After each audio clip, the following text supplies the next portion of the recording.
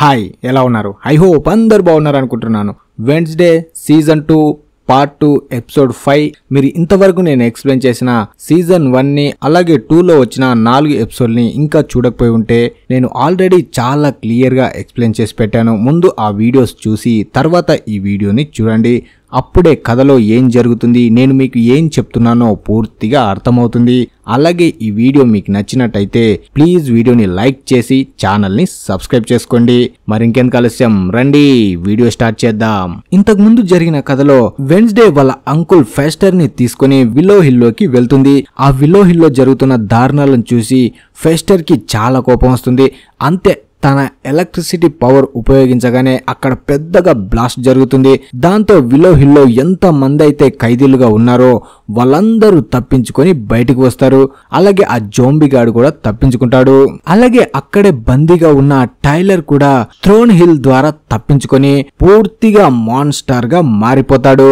అలా తప్పించుకున్న టైలర్ వెంటనే వెన్స్డేని వెతుక్కుంటూ తన ముందుకి వస్తాడు. అలా ముందుకు రాగానే చాలా పవర్ఫుల్ గా వెన్స్డే పై అటాక్ చేస్తాడు. దాంతో వెన్స్డే విల్లో హిల్ నుంచి బయటకు వచ్చి పడిపోతుంది. అంతలోనే ఈనేడ్ పోలీసులకి కాల్ చేయగానే పోలీసులు కూడా అక్కడికి వస్తారు. అలా పోలీసులు అక్కడికి రాగానే మాన్స్టర్ గా మారిన టైలర్ అక్కడి నుంచి తప్పించుకొని ఆ పోలీస్ కార్లపై అటాక్ చేసి అడవిలోకి పారిపోతాడు. కానీ వెన్స్డే మాత్రం కదలలేకుండా అలాగే పడిపోతుంది. తర్వాత మనకి హాస్పిటల్ బెడ్ పై కోమాలో ఉన్న వెన్స్డే కనిపిస్తుంది. వాళ్ళ అమ్మ తన పక్కనే కూర్చొని తనకి కొన్ని కథలు వినిపిస్తూ ఉంటుంది. అంతలో వాళ్ళ నాన్న గోమెజ్ కూడా అక్కడికి వస్తాడు. అలా గోమెజ్ తన దగ్గరికి వచ్చి ఇప్పుడు వెన్స్డేకి ఎలా ఉంది అంటాడు. అప్పుడు వాళ్ళ అమ్మ తను ఈ కథ వింటే తొందరలోనే మెల్కోలోకి వస్తుంది అంటుంది. అలా మాట్లాడుకుంటూ ఇద్దరు అక్కడి నుంచి వెళ్లిపోతారు. వాళ్ళు వెళ్లిపోయిన వెంటనే కోమాలోంచి సడన్ గా వెన్స్డే బయటకు వస్తుంది. అలా తను మెలకువలోకి రాగానే తన ముందు నర్సు డ్రెస్ వేసుకొని ఒక లేడీ నిలబడి ఉంటుంది. తనని చూసి వెన్స్డే షాక్ అవుతుంది. నిజానికి తను ఎవరో కాదు, తన ఓల్డ్ ప్రిన్సిపల్ అయి ఉంటుంది. తను చనిపోయింది, కానీ ఇప్పుడు తను ఆత్మ రూపంలో తనకి కనిపిస్తూ తనతో మాట్లాడుతూ ఉంటుంది. కానీ వెన్స్డే మాత్రం తనని అంతగా పట్టించుకోకుండా డోర్ ఓపెన్ చేసుకుని బయటకు వస్తుంది. తను బయటికి రాగానే వేరే ప్రపంచంలోకి వెళ్లిపోతుంది. అప్పుడు వెనక్కి తిరిగి చూస్తే మళ్ళీ ప్రిన్సిపల్ తన ముందుకి వస్తుంది. అప్పుడే వెన్స్డే అంటుంది, నేను చనిపోయానా, వేరే లోకంలోకి వచ్చేసానా అంటుంది. దానికి ప్రిన్సిపల్, నేను దగ్గరుండి నీ పతనాన్ని చూడాలనుకుంటున్నాను, అది నాకు చాలా సంతోషాన్ని ఇస్తుంది అంటుంది. వెన్స్డే మాత్రం, నువ్వు చెప్పిన సోదంతా వినడానికి నేను ఇక్కడ లేను, నన్ను తొందరగా వెనక్కి పంపించేసేయి, నా శక్తుల్ని నాకు ఇచ్చేయి అంటుంది. అప్పుడు ప్రిన్సిపల్, నువ్వు మెలకువలోకి వస్తే నీకే అంత గుర్తొస్తుంది, చెప్పడం మర్చిపోయాను, నేనే ఇక నుంచి నీకు కొత్త స్పిరిట్ గైడ్ ని అంటుంది. అంటే ఇదంతా వెన్స్డే మైండ్ లో జరుగుతూ ఉంటుంది. తర్వాత మనకి విల్లో హిల్ కి సంబంధించిన డైరెక్టర్ జూడీ కనిపిస్తుంది. తను అక్కడ ఉన్న ప్రెస్ తో చెప్తుంది, విల్లో హిల్ లో ఒక ప్రమాదం జరగడం వల్ల చాలా మంది అక్కడ నుంచి తప్పించుకున్నారు. ఒక జోంబీ నా కొడుకు తప్పించుకున్నారు, అలాగే మాన్స్టర్ గా మారే ఒక హైడ్ కూడా తప్పించుకున్నాడు, అలాగే ఫెస్టర్ అనే గుండునా కొడుకు కూడా తప్పించుకున్నాడు అని పోలీసులతో కలిసి ప్రెస్ కి చెప్తుంది. అలా వీళ్ళు మాట్లాడుకుంటూ ఉంటే డైరెక్టర్ జూడీకి ఒక మెసేజ్ వస్తుంది. అదేంటంటే వెన్స్డేకి మెలకువ వచ్చింది అని. ఆ మెలకువ వచ్చిన మాట వినగానే జూడీ అక్కడ నుంచి కార్లోకి వచ్చి ఒక వ్యక్తికి కాల్ చేసి మాట్లాడుతుంది. ఇక్కడ తను మాట్లాడుతున్న వ్యక్తి అప్పుడే ఒక డెడ్ బాడీని ఒక అడవిలో పూడ్చిపెడుతూ కనిపిస్తాడు. అంటే దీన్ని బట్టి మనకు తెలిసేది ఏంటంటే జూడీ ఎవరైతే విల్లో హిల్ నుంచి తప్పించుకొని పారిపోయారో వాళ్ళని చంపేయమని తనకి ఆర్డర్ వేసినట్టు కనిపిస్తుంది. ఇప్పుడు వాళ్ళు ఎక్స్పెరిమెంట్ చేసిన అందరినీ ఇతను చంపేసి ఉంటాడు. ఒక్క పేషెంట్ మాత్రం మిగిలి ఉంటుంది. ఆ పేషెంట్ నెంబరు 1938. తర్వాత జూడీ నీట్ గా రెడీ అయి ఒక బొకే తీసుకొని హాస్పిటల్లో ఉన్న వెన్స్డేని కలవడానికి వెళ్తుంది. అప్పుడే వెన్స్డే అంటుంది, నీ జిత్తుల మారి తెలివితేటలు నా దగ్గర చూపించకు, విల్లో హిల్ బేస్మెంట్ లో ఏదో ప్రమాదమైన ప్రయోగం చేశారు, దానివల్ల అక్కడ ఉన్న వాళ్ళు విచిత్రంగా మారిపోయి నరకం అనుభవించారు, ఆ విషయం నాకు బాగా తెలుసు, కానీ నువ్వు మాత్రం ఏమీ తెలియని ఎర్రిపప్పలా బొకే తీసుకొని నా దగ్గరికి వచ్చావు, తొందరలో అన్ని నిజాలు అందరికీ తెలుస్తాయి అంటుంది.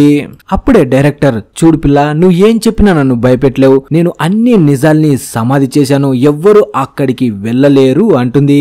కానీ వెన్స్డే మాత్రం పేషెంట్ నెంబర్ 1938 కి నీకు సంబంధం ఏంటి, తను నీకు ఎందుకు అంత అవసరమని వెతుకుతున్నావు అంటుంది. ఆ మాట వినగానే డైరెక్టర్ కి మబ్బులిడిపోతాయి. విచిత్రంగా వెన్స్డేని చూస్తూ ఉంటుంది. దాంతో వెన్స్డే ఇప్పుడు చెప్పు నీ నిజాలన్నీ పూడ్చిపెట్టానని అక్కడి నుంచి బయటికి వెళ్ళిపోతుంది. తను బయటికి రాగానే ఒక నర్సు వచ్చి తనకి ఒక బొకేని ఇస్తుంది, అలాగే ఒక లెటర్ ని కూడా ఇస్తుంది. అప్పుడే వెన్స్డే ఇది నీకు ఎవరిచ్చారు అంటుంది. అలా నర్సు గెటప్ లో ఉన్న టైలర్ ని చూపిస్తుంది. తనకి ఇచ్చిన నోట్లో నువ్వు ఇంకా ఈనెడ్ ఇద్దరు నా చేతిలో చనిపోతారని రాసి ఉంటాడు. అది చూసి వెంటనే టైలర్ ని పట్టుకోవడానికి వెన్స్డే వెళ్తుంది. కానీ టైలర్ అంతలోనే తప్పించుకొని వెళ్ళిపోతాడు. తర్వాత వెన్స్డే తన రూమ్ కి రాగానే అక్కడ ఈనెడ్ ఇంకా ప్రిన్సిపల్ థింగ్ అందరూ తన కోసం వెయిట్ చేస్తూ ఉంటారు. వెన్స్డే షాక్ అవుతుంది. కానీ అక్కడ కనిపిస్తున్న ప్రిన్సిపల్ వెన్స్డే కి తప్ప ఇంకెవ్వరికి కనిపించదు. అప్పుడే ఈనెడ్ టైలర్ గురించి చెప్తుంది. వాడు తప్పించుకొని అడవిలోకి పారిపోయాడు, కానీ వాడికి చాలా బుల్లెట్స్ తగిలాయి, ఆడు ఈ పాటికే చనిపోయి ఉంటాడు అంటుంది. కానీ వెన్స్డే మాత్రం వాడు చనిపోలేదు, వాడు నిన్ను నన్ను చంపుతానని భయపెట్టాడు, అందుకే మొత్తం నీ సామాన్లు సర్దుకొని ఇక్కడి నుంచి నీ ఇంటికి వెళ్ళిపో అంటుంది. అప్పుడు ఈనెడు వాడు నీ వల్లే తప్పించుకున్నాడు, ఇప్పుడు నువ్వే అన్ని సక్కబెట్టాలని చూస్తున్నావా, నువ్వు చేసేది ఏమీ లేదు అంటుంది. ఆ మాట వినగానే వెన్స్డేకి చెప్పడానికి ఏ సమాధానం ఉండదు. ఎందుకంటే తను తప్పించుకొని పారిపోవడానికి వెన్స్డేనే కారణం కాబట్టి. అలా వాళ్ళు మాట్లాడుకుంటున్నప్పుడే అక్కడే ఉన్న ప్రిన్సిపల్ ఆత్మ మాత్రం ఒక్కసారి ఆ పిల్ల ఈనెడికి చెప్పు, తను చావబోతుందని అంటుంది. దాంతో వెన్స్డే కోపంగా ప్రిన్సిపల్ ఆత్మతో అంటుంది, నువ్వు అన్ని మూసుకొని కూర్చో అని. దాంతో ఈనెడ్ కూడా అక్కడి నుంచి కోపంగా వెళ్ళిపోతుంది. ఇక్కడ ఈనెడ్కి చెప్పలేదు, మధ్య మధ్యలో వచ్చి తన తల తింటున్న ఆ ఆత్మ ప్రిన్సిపల్ కూడా చెప్పలేకపోతుంది. తర్వాత ఈనెడ్ బయటికి రాగానే బయట ప్రిన్సిపల్ డాట్ పిల్లలతో హ్యాపీగా మాట్లాడుతూ వాళ్ళకి టీ షర్ట్స్ పంచుతూ ఉంటాడు.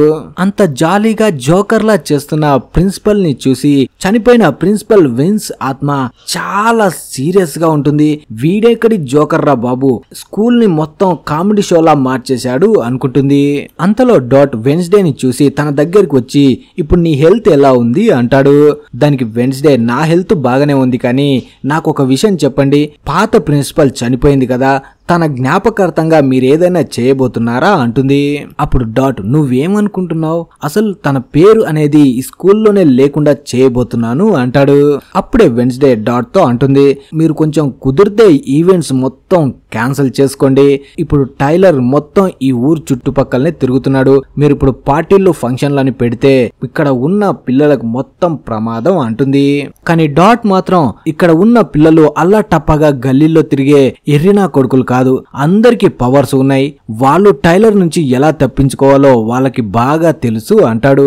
తర్వాత వెన్స్డే వాళ్ళ అమ్మని వెళ్లి కలుస్తుంది. అప్పుడు వాళ్ళ అమ్మ వెన్స్డేతో అంటుంది, నువ్వు టైలర్ కి ఎంత దూరం అయితే అంత దూరంగా ఉండు, లేకపోతే వాడు కోపంతో ఉన్నాడు, నీకే ప్రమాదం అంటుంది. తర్వాత ఇక్కడ ఈనెడ్ థింగ్ తో కలిసి ఆలోచిస్తూ అనుకుంటుంది, నేను ఈనెడ్ కలిసి టైలర్ ని ఎదిరించలేం, మాకొక టీం కావాలి, అందరం కలిస్తే వాడిని ఎదిరించగలమని తను సీక్రెట్ గా ఏజెక్స్ కి బియాంకా వాళ్ళకి ఇన్విటేషన్ ని పంపుతుంది. అందరం సీక్రెట్ గా కలిసి మాట్లాడుకోవాలి అని. ఈ సీక్రెట్ ఇన్విటేషన్ గురించి అక్కడే ఇన్విజిబుల్ లో ఉన్న ఆగ్నెస్ కూడా చూస్తుంది. వెంటనే ఆగ్నెస్ వెన్స్డే దగ్గరికి వస్తుంది. వెన్స్డేకి ఆగ్నెస్ చాలా పెద్ద ఫ్యాన్ కాబట్టి తనకు ఫేవర్ అయ్యే ప్రతి విషయం దాచకుండా వెన్స్డేకి చెప్పేస్తుంది. అలా ఆగ్నెస్ వెన్స్డే దగ్గరికి వచ్చి నాకిప్పుడే ఒక విషయం తెలిసింది, ఈనెడ్ మొత్తం నైట్ షేడ్స్ ని మీటింగ్ కోసం పిలుస్తుంది, అందరూ వస్తున్నారు, నువ్వు కూడా వెళ్తే బాగుంటుంది అని. ఇప్పుడు ఈనెడ్ టీమ్ తో కలిసి మీటింగ్ పెడుతున్న విషయం వెన్స్డేకి తెలియగానే వెన్స్డే కూడా వాళ్ళు కలుస్తున్న ప్లేస్ కి వెళ్తుంది.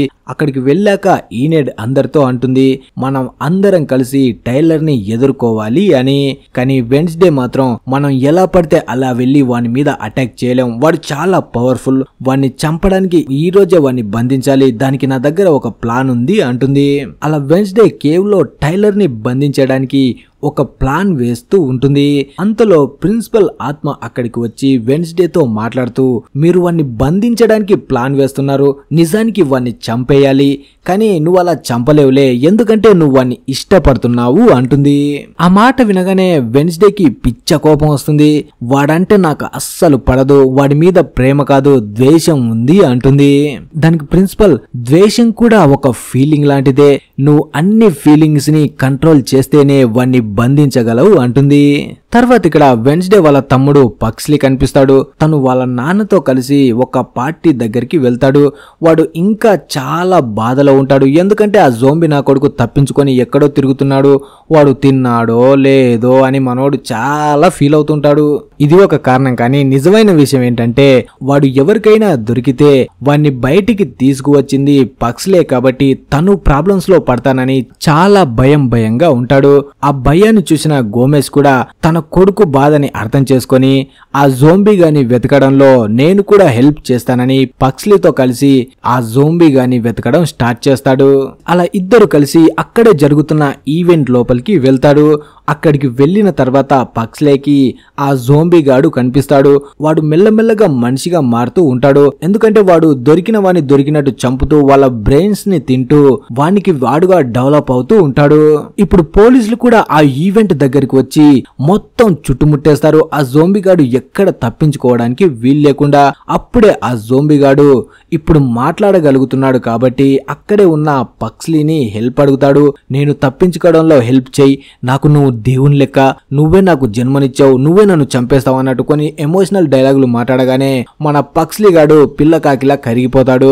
దాంతో వాడు తప్పించుకోవడంలో తను హెల్ప్ చేస్తాడు. అప్పుడే అక్కడికి టైలర్ కూడా వస్తాడు. తను ఇంతకు ముందు వెన్స్డేకి చెప్పాడు కదా వెన్స్డేని ఈనెడ్ని చంపేస్తానని. తను చెప్పిన ప్రకారమే వాళ్ళని చంపడం కోసం అక్కడికి వస్తాడు. అప్పుడే ఈనెడ్ తనకి ఒంటరిగా కనిపిస్తుంది. వెంటనే తనని చంపడం కోసం తనని పట్టుకోవడానికి వెంటపడతాడు. అలా ఈనెడ్ తప్పించుకొని ఒక ప్లేస్ కి వస్తుంది. ఇక్కడే తనని పట్టుకోవడం కోసం ఒక ట్రాప్ ని ఏర్పాటు చేసి ఉంటారు వెన్స్డే వాళ్ళు.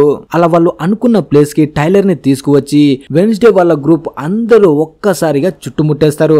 వాళ్ళని చూడగానే టైలర్ కి పిచ్చ కోపం వచ్చి మాన్స్టర్ గా మారి వాళ్ళపై అటాక్ చేయడానికి వెళ్తాడు.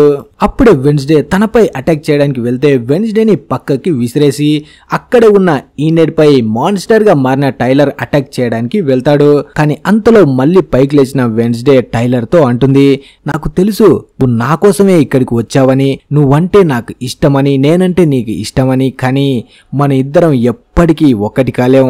ఒక్కటి అవ్వాలంటే నేను నీకు కొత్త మాస్టర్ గా మారాలి అంటుంది. అది వినగానే టైలర్ కూడా అలా కూల్ డౌన్ అయ్యేలా కనిపిస్తూ ఉంటాడు. తనకి కొత్త మాస్టర్ గా తను అంగీకరించే లోపే అక్కడికి ఇంకో మాన్స్టర్ గా మారిన హైడ్ వస్తుంది. అలా కూల్ డౌన్ అవుతున్న టైలర్ ని ఆ హైడ్ అటాక్ చేస్తుంది.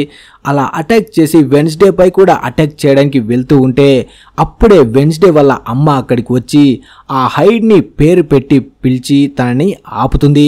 తర్వాత ఏం జరిగిందనే సస్పెన్స్ తో ఎపిసోడ్ ముగుస్తుంది. ఈ వీడియో మీకు నచ్చితే ప్లీజ్ వీడియోని లైక్ చేసి ఛానల్ ని సబ్స్క్రైబ్ చేసుకోండి. Thanks for watching.